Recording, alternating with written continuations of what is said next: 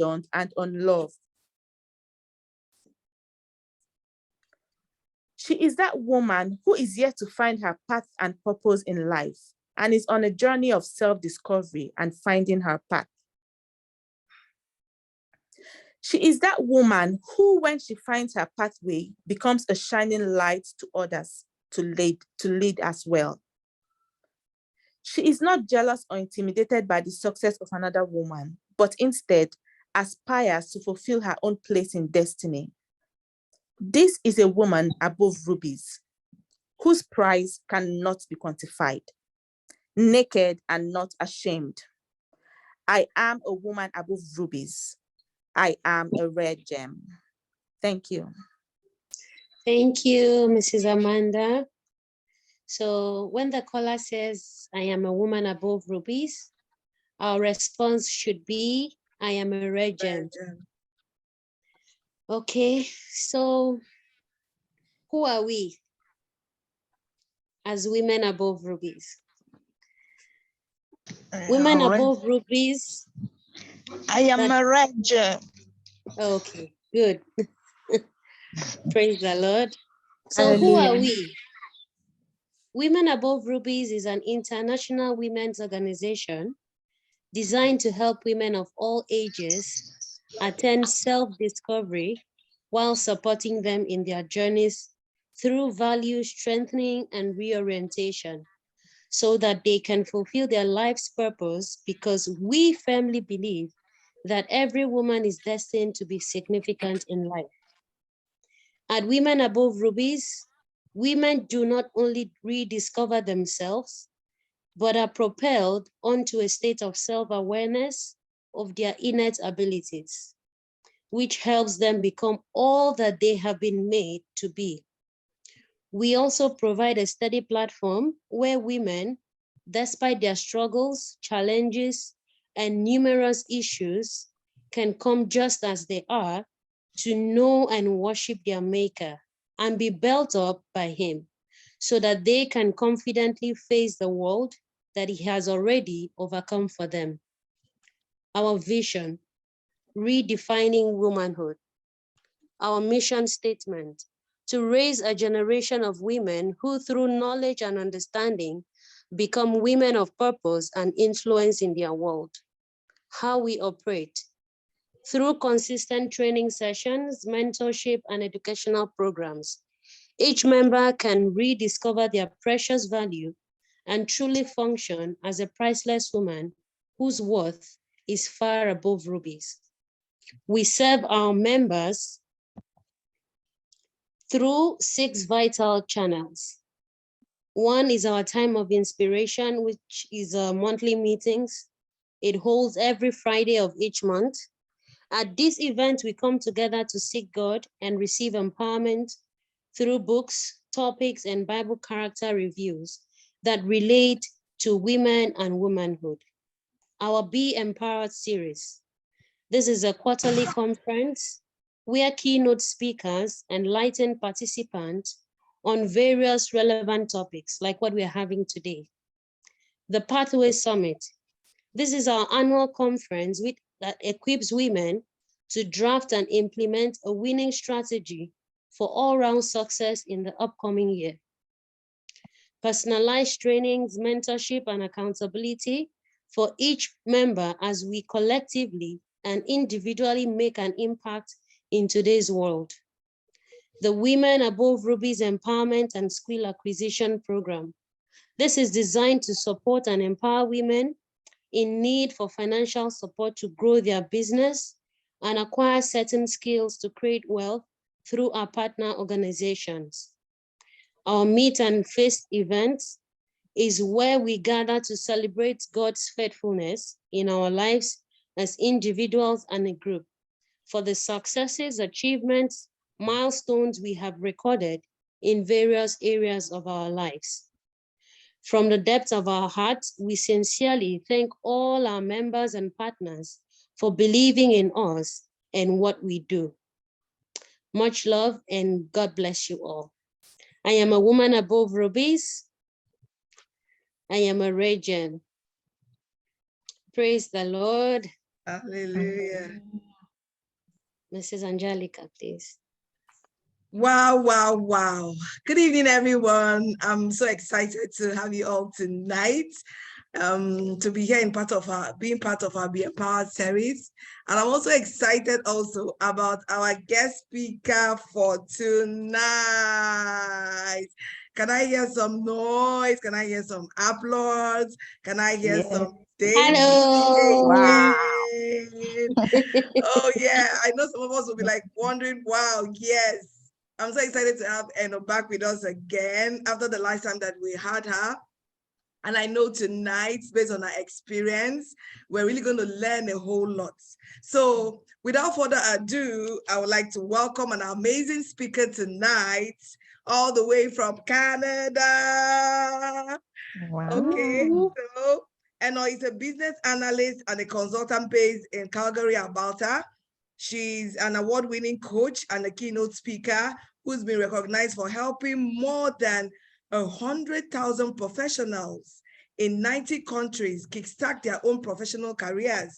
She's a business analyst, content developer, and a course instructor at the University of Manitoba. She's the CEO of Any Consulting Incorporated and the founder of Business Analysis School.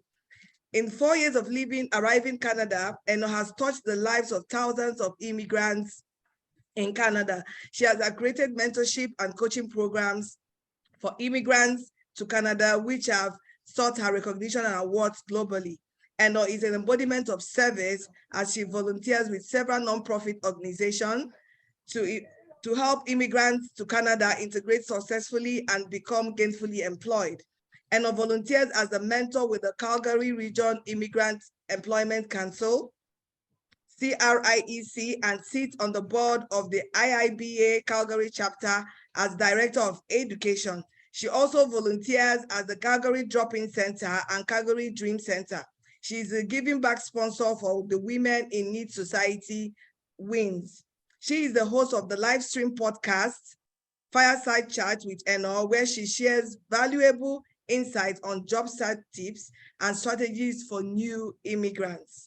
Her awards and achievements include Forbes 30 Under 30 Nominees 2022 Education category, Alberta 30 Under 30 Recipients 2021, Calgary Top 40 Under 40 Nominees 2019 and 2020, Universal Women's Network winner 2019 award for mentorship, RBC Women of Influence 2020 award recipient, Top 100 Black Women to Watch in Canada 2020 award recipient, Canada Most Powerful Women, Top 100 Awards nominee 2020 and 2022, RBC Top 25 Canadian Immigrant Awards nominee 2020, Alberta Women Entrepreneurs nominee 2021, Immigrants of Distinction Awards nominee finalist 2021. Wow, this is so amazing. 2020 Telbach Elson Global Leadership Prize nominee, Top 8 Female Business Analysis Influencers to Watch in 2021, globally recognized and featured by the IIBA, Women of Impact Awards nominee 2022, Women Empowerment Awards nominee 2022, Campaign Ambassador for the United Nations and the Office of the United Nations High Commission for Refugees, host of the Global Analyst Online Meetup, IIBA Global Corporate Member, IIBA Endorsed Education Provider for the All IIBA Certification, Authorized Training Partner for Algae and Scrum through Scrum Study. Please, can we make welcome Eno Eka to our Be Empowered series this month? Welcome. Sister Jack, that's just so lele for us, please. Oh my goodness. Oh my goodness. That ulele. This Deaconess is Jackie, awesome. where are you, please? This is awesome. Wow, this is awesome. So good to have you tonight, Eno. So good to have you back again. Yes, I'm so happy to be back. Hello, everyone. Hello, women of above rubies. It's amazing to be back. I was 2 years. It's been 2 years since I last came. Yes. Here, so I'm happy to be back. Thank you, everyone. Thank you so much. Honestly, amazing. Amazing, honestly. And I'm so proud of what you're doing in Canada. I'm so proud, honestly. Thank you. Thank you so much. Thank you, Sister Angelica, for inviting me back to speak with the wonderful women here. So as Sister Angelica said, my name is Eno Eka.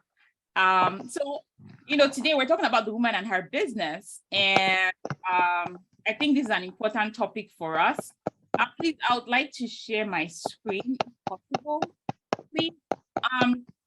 I think it's an important topic for us, because a lot of us here, I believe, we're either career or businesswoman. And I feel that, we as women, whether in business or in our careers, we're always a part of something, whether you're in your career, you're part of a business, or you own a business. So I'd like to, one, get to know from everyone, where are you located at? I'm in Canada. Let me know where you're located at. And then also, do you have a business?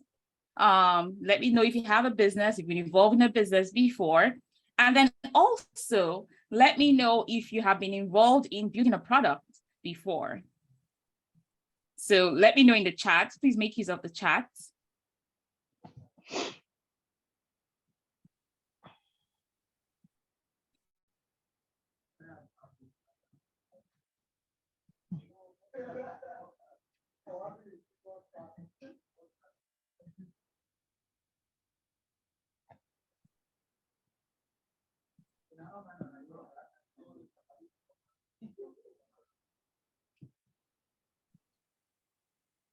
Okay. All right. Jackie has been involved in the business. Are you the business owner, or what's your role?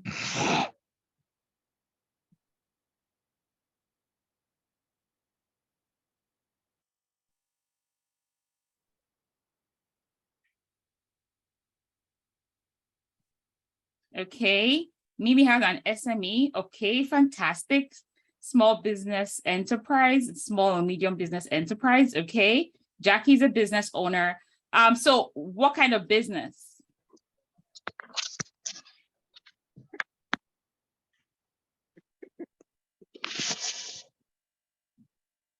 What kind of business do you have?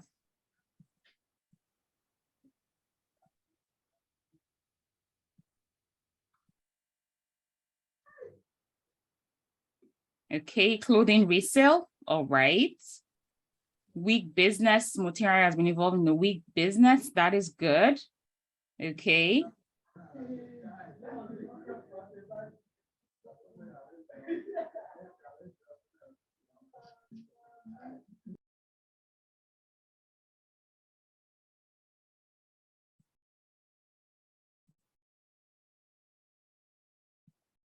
All righty. Clothing store. Okay. Children's clothing training institute partner. Okay. Real estate business. Fantastic. All right. Okay. Okay. All righty. Anybody else? Anybody else?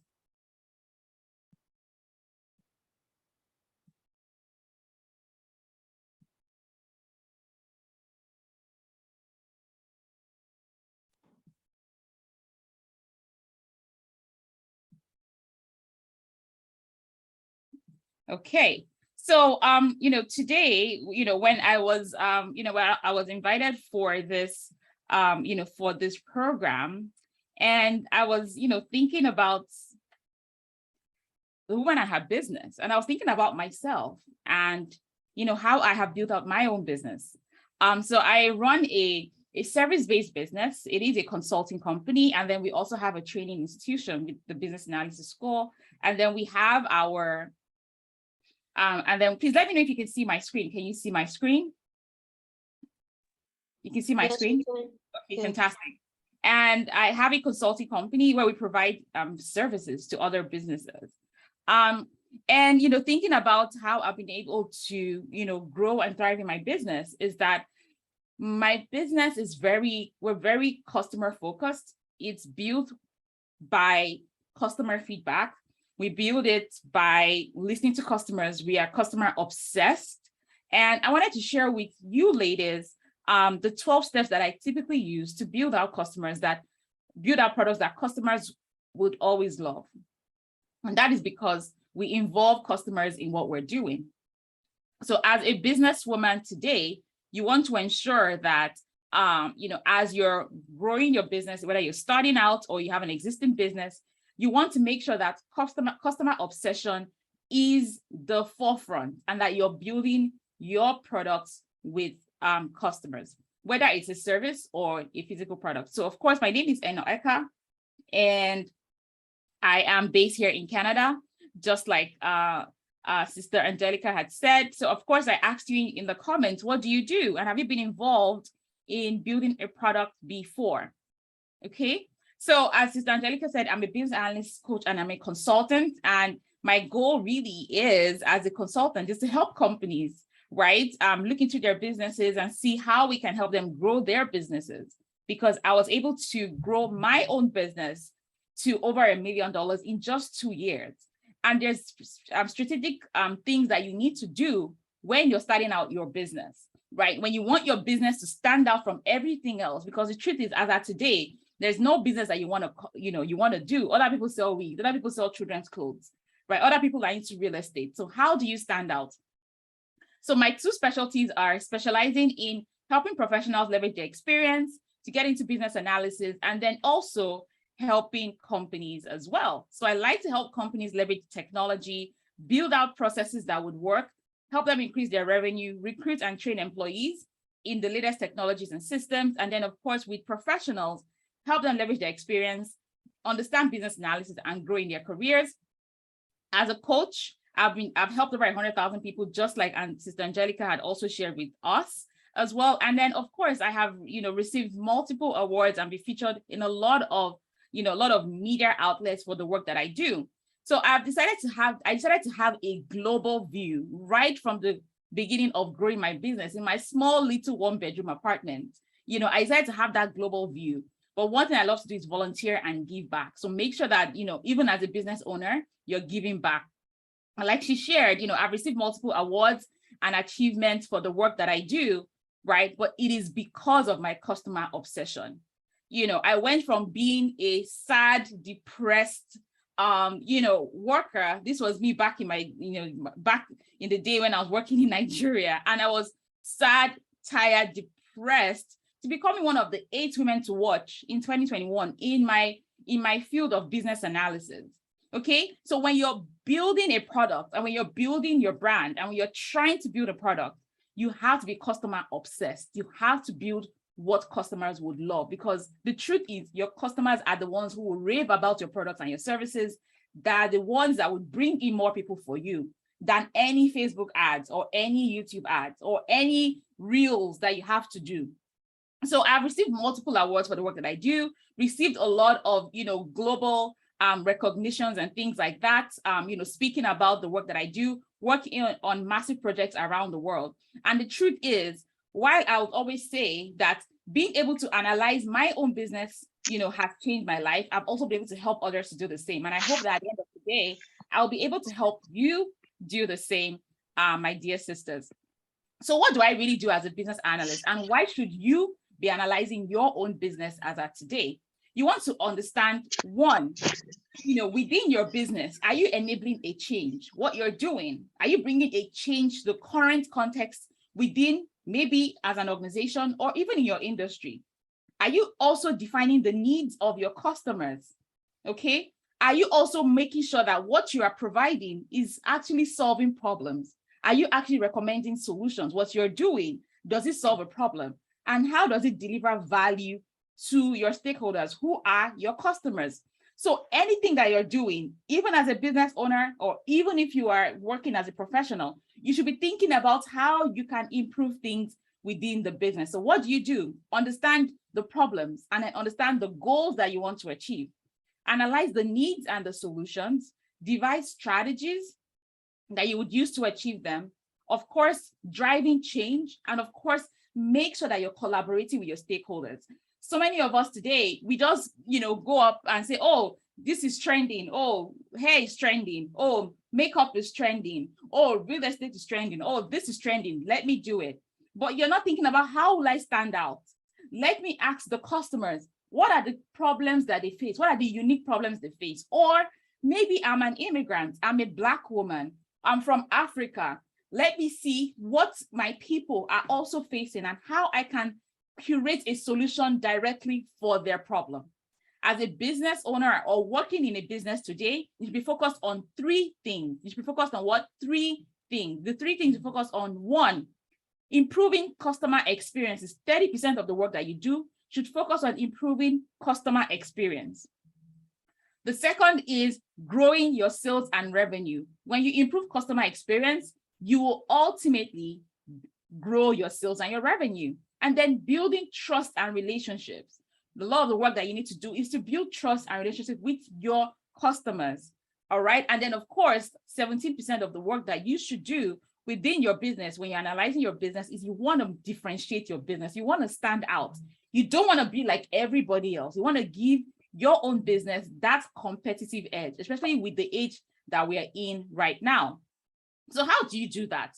You can enable change by defining the needs, recommending solutions, and bringing about those solutions, right? You collect information, synthesize those information, and analyze the information that you get. Based on the information that you get, you can improve your current business processes.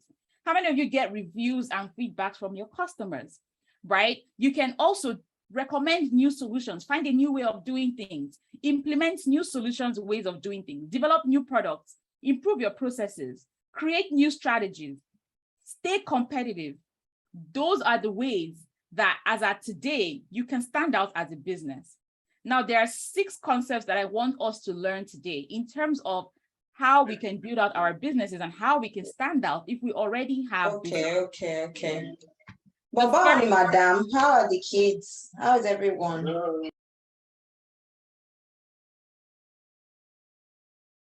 All right. So the first, the first concept is the need. Identify a need. Is your business solving a need? Is there a need for your business? Have you been able to identify that? The need is basically a problem, or is even an opportunity. A problem could be that, people are saying that, they're having, challenges with, dropping off their kids in school, for example. Why don't we create a solution to that? Maybe we're going to create a service whereby we would pick up and drop off, kids in their daycare or their, nursery or elementary schools. We've solved a problem, right? An opportunity could be that, we currently have our business in Africa, but there is a growing demand in the Middle East. So we want to extend our services there. So that is addressing an opportunity. Another is a change. So a lot of times your business could actually come about by actually representing a change that would take place. So, for example, with the current situation we're in with, COVID, the pandemic and all of that, we've seen new businesses that have come about based off of the current change in the environment, the current change in government policies, the current change as a result of remote work and things like that. So you want to think about the change. What is the change that we're going to be implementing based off of my business? How will my business stand out? And then what is the solution that you are going to be providing? You have to find ways to stand out. Everybody can be doing the same thing, but you can stand out as being unique based on the solution that you provide, and then understanding who your stakeholders are. Now, do you know that there are people that might not be your customers? They might not buy from you, but they can actually be champions of your businesses. You need to build relationships, know who your stakeholders are. Tell people about your business. The people who come to buy from you, make sure that you solve their problems. Make sure that you are addressing their needs, right? Make them the champions. All right. And then value, make sure you deliver value to your stakeholders. People who buy from you, people who don't, make sure you deliver value to them. You understand what is of value to your customers or your stakeholders. Value is different to everybody. Some people like me, I value organizations that, in terms of their services, they are fast. They deliver their services fast. Their staff are polite. I love good customer service. I want to have a good customer experience. To be honest, maybe you're not the one who sells the best quality, but that customer experience will keep me coming back. So you want to understand what is value to your stakeholders. What do people in your industry like? Or what do people who are in your industry, other competitors, do, but they're not doing well? How can you take advantage of that? And then you understand the context of your industry. What are the policies there? Who are the big players? Are there any government regulatory policies or anything that you need to take note of? Who are the big players or competitors in that industry? Do you have everything that you need to succeed? So you need to understand these 6 concepts whenever you are also analyzing your own business. Now, what is a product? I talked about the 12 steps that we would use to build products that customers love. So a product is any item you sell, any item or service that you sell to serve a customer's need or want.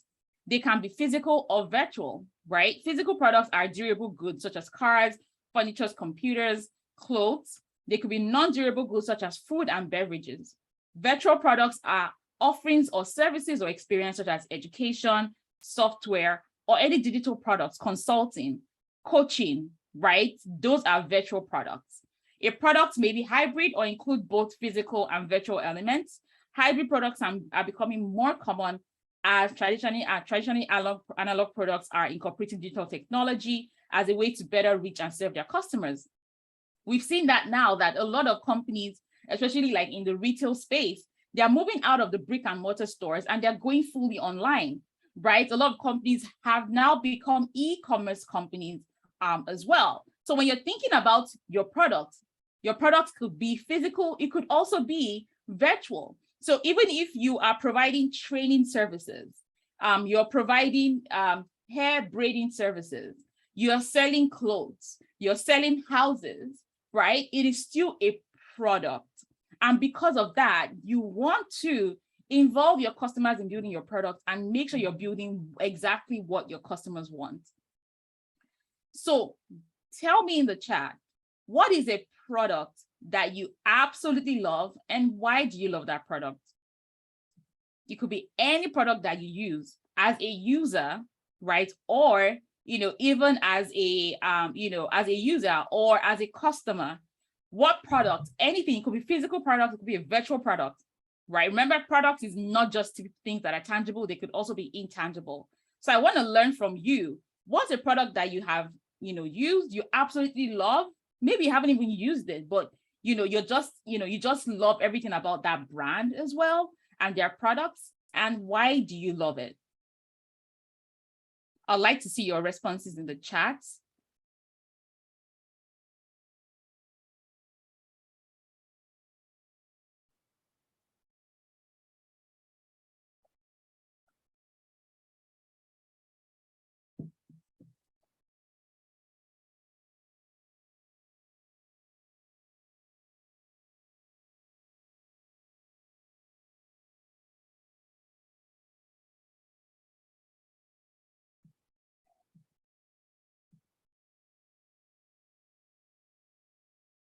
All right, so I love great customer service. So what product have you bought that you enjoyed their customer service?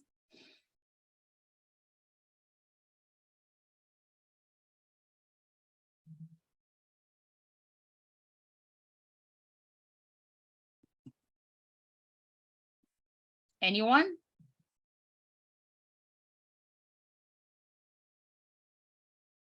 Okay.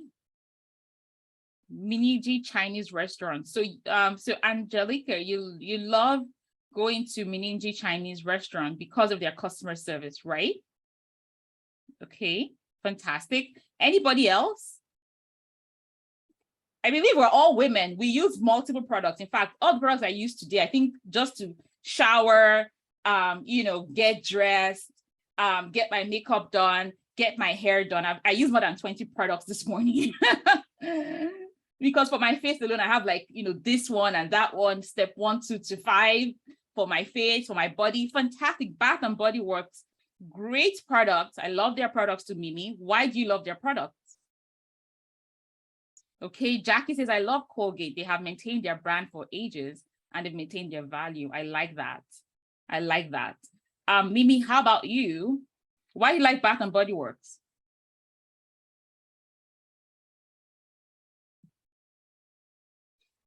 And the other ladies as well in the chat, we have Sister Wumi, Opeyemi, Moturayo, Minette, Loveline, Lillian, Christy, Gloria, Esther, Bola, Tito, Azizat, Amanda, join the conversation.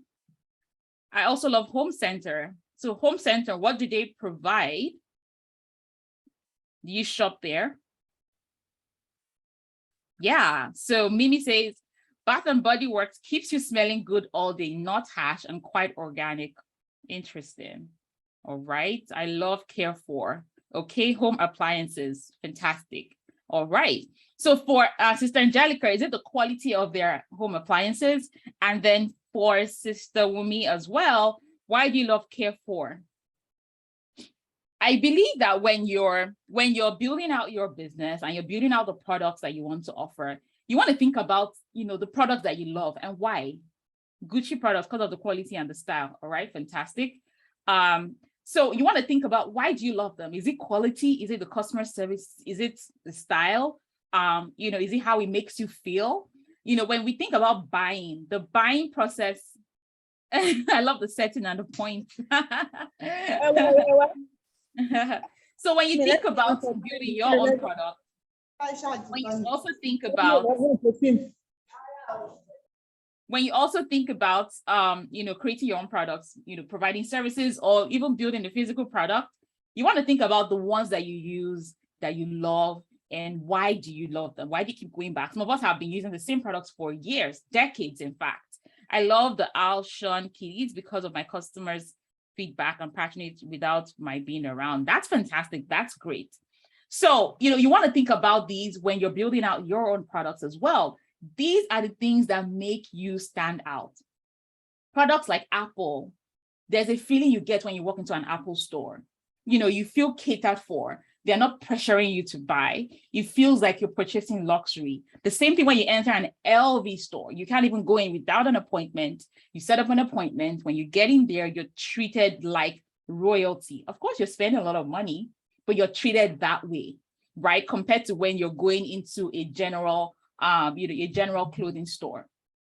There are, certain products that we know would stand out. When you want to buy maybe a laptop or a phone or things like that, you think about, the quality, I want something that will last for me. When you're going in to get your hair done, your nails, things like that, your makeup, it's about how the person also treats you. Customer service is important.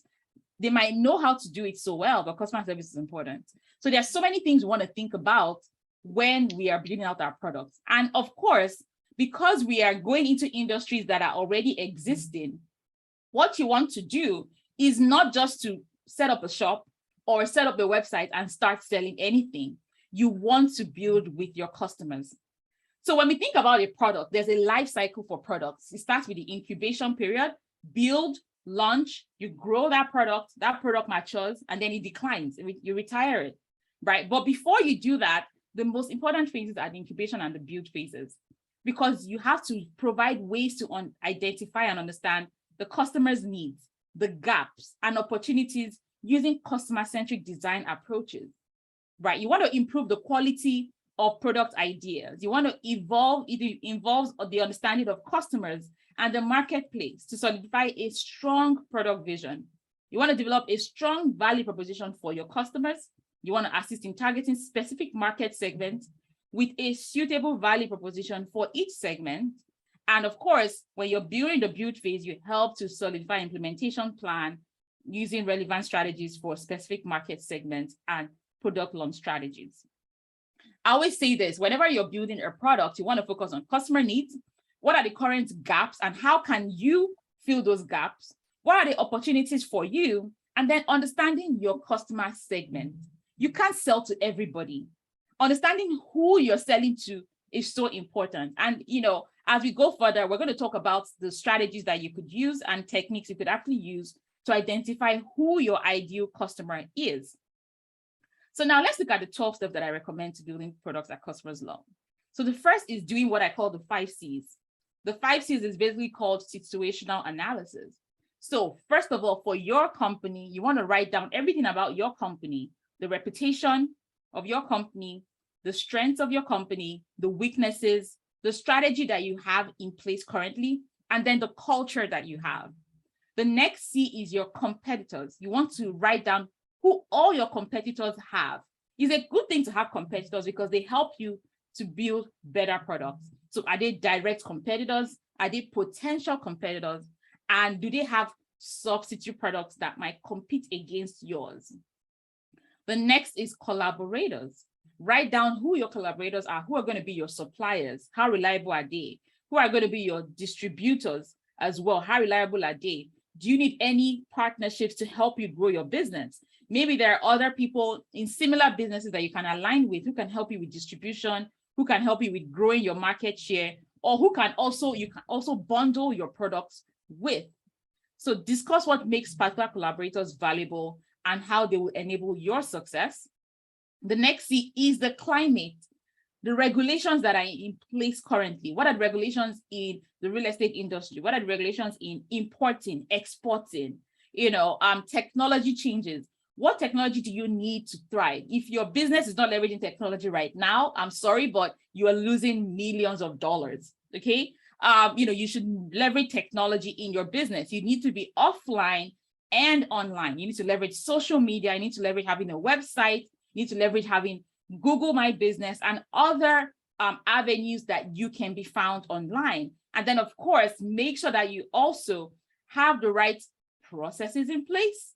You make sure you can actually take a customer from making an inquiry to closing that sale and fulfilling that that service for the customer.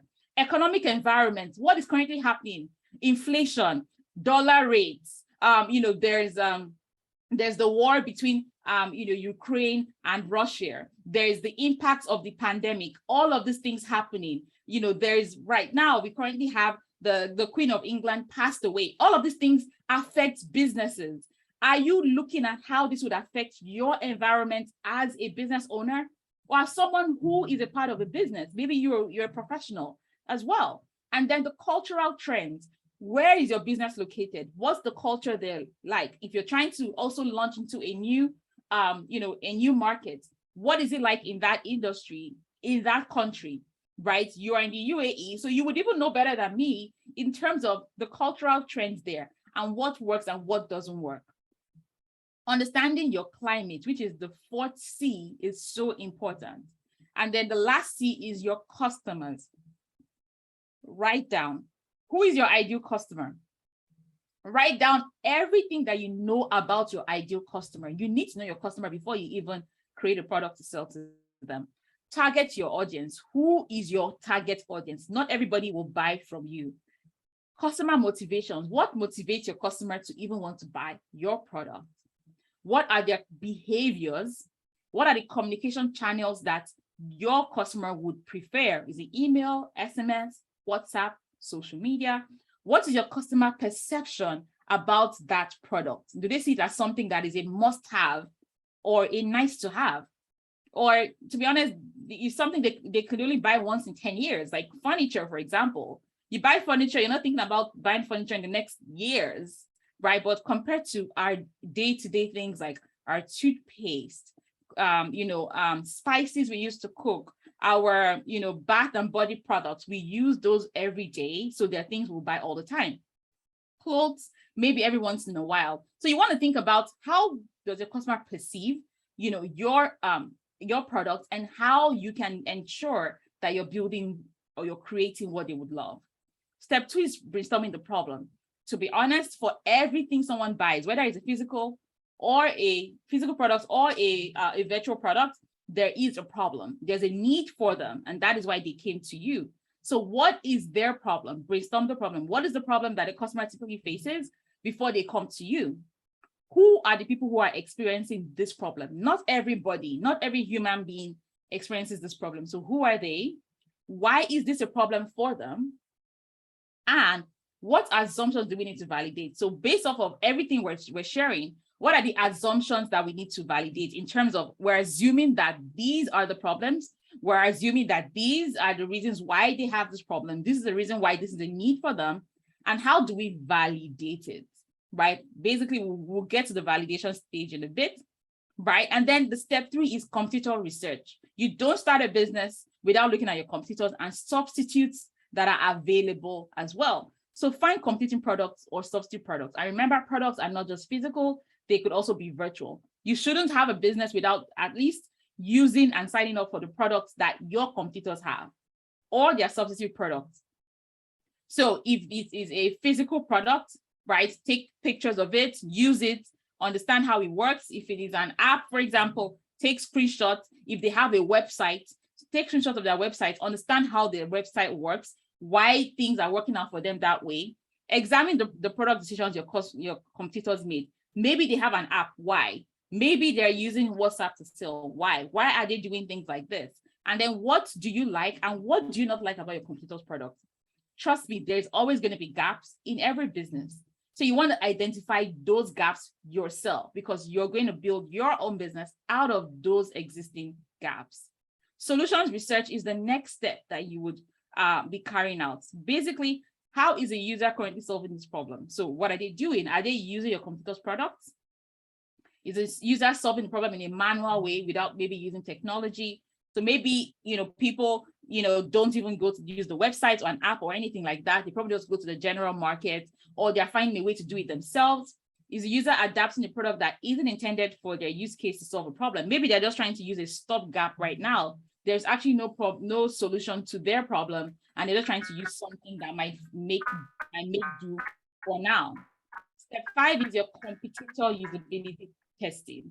So what you want to do is also get other people to use your competitor's product and get your feedback. So it could be physical, it could be going through a virtual product. However, get your users to use the product, observe them, ask them questions, and as you ask them, tell them to tell you what they feel. And then you take note of what they feel as well. Then you ask follow-up questions. What do you like about the experience? So you use this product, tell me what you don't like. What was your favorite part? How was the experience? How did it make you feel? Because people buy emotionally, you want to make sure that you address those emotions as well. And then you want to do an online customer research. So now you've spoken to people in person, you've spoken to them in person, you want to check out what people are saying online. The best way to find problems right now, in fact, if you go to online communities and just ask a question, you would be surprised how people have so many problems that they're trying to fix, right? So where does your customer post their problems or find solutions online? Write down 10 online communities and forums. If you are selling children's wares and you're not in Facebook groups for moms, you're losing out on so many opportunities to actually provide services there or provide your products there. There's Facebook groups for everything you can think about. For moms, there's for new moms, for teenagers, for women in business, for women in careers, even for specific careers, accounting, nursing, banking. There's Facebook groups for everything you can think about. There's Reddit forums as well. Reddit is also another channel where there are multiple channels for different topics and you can go there and ask. There's LinkedIn groups too as well. There's Quora where people ask questions. App reviews.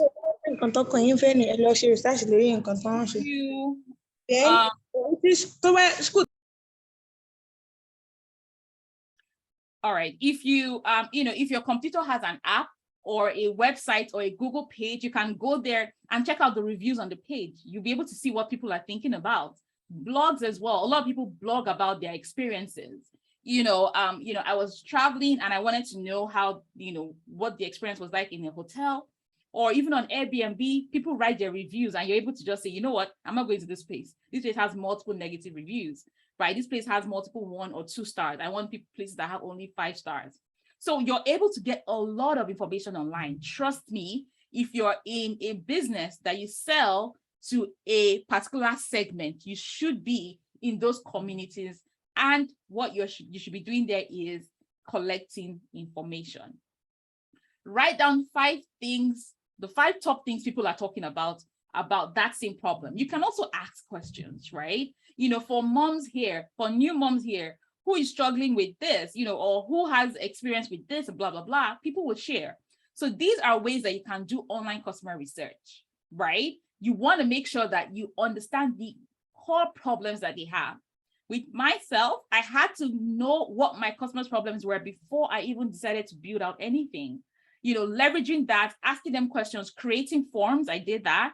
asking in online communities, knowing exactly what their problems were, and creating a solution based off of their problems. Now, write down 10 questions you're going to ask your customer, questions that should help you understand the problem area that you're trying to solve. Create a Google form, right? Refer to the online communities and those forums. Create a message, ask people to complete your survey, post the message and the link to your survey, analyze the responses from the survey. You can also ask people who act like your target customer, ask them questions aloud, right? And then analyze their responses. So you can go back to those communities and also get those forms, make sure the questions are easy to understand, make sure it's not hard to fill out those forms. Ask them not more than 10 questions, it might not be up to 10. So you understand how they feel. You know, a lot of times in groups, we see people, you know, send out surveys to be filled, and sometimes there's an incentive or maybe an Amazon gift card or things like that. But that is what they're doing. They're doing customer research, right? You know, that is so important. You don't want to do anything, have a business, build a product, which could be a service or a physical item, without researching. And then user personas. The user personas is very, very important because not everyone would buy from you. But even within your customer segment, everyone has specific problems. Yes, I'm a woman, right? But maybe, you know, Sister Angelica's problems might be slightly different from mine. You know, she has kids. So, you know, her own problems might be slightly different from mine, right? So you want to understand who your users are, what their current problems are, and understand who they are in terms of certain things that we'll talk about in a bit. So you want to identify 2 to 5 types of users within your segment. Even if you sell to a segment, women are of different ages, we are of different sizes, we are of different skin types, all of that. So depending on the kind of product or service that you're offering, you want to identify, even within my customer segment, who are the different types of users. A working class woman and a stay-at-home mom, they have different needs as well, right? They even have time for different things. Maybe a stay-at-home mom might say, okay, while after I drop my kids off at school, I have time to go into the store to go and shop. A working class woman, maybe she works, 9 to 5, she comes back, she's tired. She'd rather just shop online, maybe open an app or go on the website and order, right? And based off of that, she also maybe cannot pick up, she wants delivery services, things like that. So you want to understand your different users. So when we talk about user personas, is you want to think about, who is your ideal user? And based off of all the information you've collected, you can understand, okay, give the person a name. Maybe her name is Tosin. What's her age? What kind of work does she do? Is she educated? Does she have a family? What's her location? What does Tosin like? What are her behaviors as a customer? What kind of behaviors does Tosin have? What are her beliefs, as a user? Does she believe that every shopping should be done online? Does she believe that, shopping should be fast and easy? She should get her products the next day.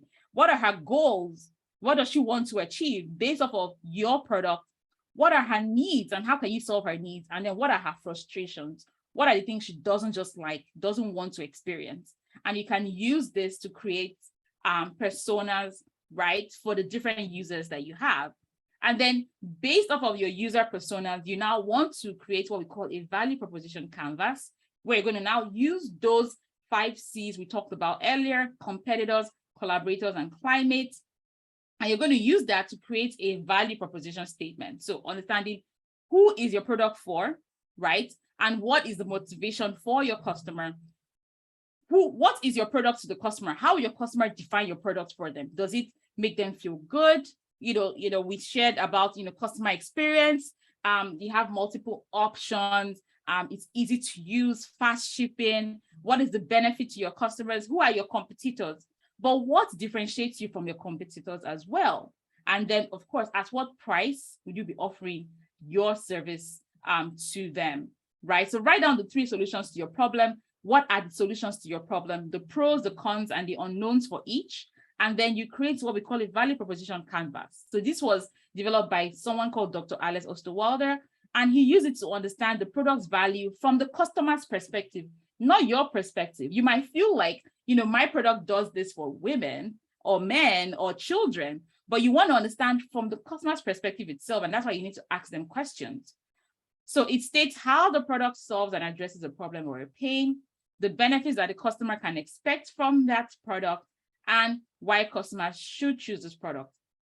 Now, for every company in the world that is a successful company, they build out their marketing campaigns, their websites, their emails to you, their SMS, everything is built out of this value proposition, canvas. They would never tell you, oh, come and buy our product at $5. They will tell you why you need to buy it, how it's going to solve a problem for you, how it's going to solve that pain for you, that problem that you have. That is how they approach you. They don't approach it from the extent of, oh, we're the cheapest in the market, oh, our prices are unique, or we're offering you a discount. No, they come from the fact of, we're solving a problem for you. And this is what you will get when you choose us. Now, once you're able to follow these steps, you can validate that product by moving to this phase of launching it, testing it out in the market, and taking it to the next step. Now, remember that also the product, it could be physical, it could be virtual. So whether you're a business owner right now, I know a couple of us are business owners, we can leverage these steps in building out our own products, or even evaluating our existing products. Or if you work in a business as a professional, you want to think about how you can adapt this into your role in your current, your current job. So, that's about it as to how to, leverage these 12 steps to building products that customers love, and how you can build build products while being customer focused, customer obsessed. In this day and age, you don't want to, yes, exactly, Christy. Exactly, Christy. Yes, benefits over the features every time. The benefits are what matters. You will notice for adverts like Nike, right? Nike will never tell you, oh, we're the best running shoes or anything. They spike those emotions through their adverts. And that's what you want to do. Talk about how people feel, the emotions, right? When people, use my services, when people, they look beautiful. When women come to my store to get their hair braided, they feel beautiful. They feel empowered, right? Because their hair is their crown. So you want to ensure that when you're building out your products, building out your business, you're using these strategies and you're talking to your ideal customer. My ideal customer is Temitope. Temitope is my ideal customer because she's able to get express service from us. She feels good. She enjoys a great customer experience and she comes back all the time. So if you have any questions, please let me know. You can put them in the chat as well. Thank you so much for your time. Thank you for having me here. And if you would love to connect with me on social media, please feel free to do that. I am on Instagram as Miss Pragmatic, LinkedIn, YouTube as Eno Eka, Facebook as Eno Eka as well, Twitter as Miss Pragmatic. Thank you so much. You're welcome, Christy. Any questions? I'm happy to answer any questions that we would have or not. But thank you so much for having me. You're welcome. You're so welcome. Thank you so much, Anaika. I've been following you for 2 years now, since the last time you were here. Yes, I said it. Oh, really? Thank you. Everywhere. I'm following you everywhere. Thank you, Mimi. Thank you so much. Welcome. You're welcome, ladies. Thank you. So, ladies,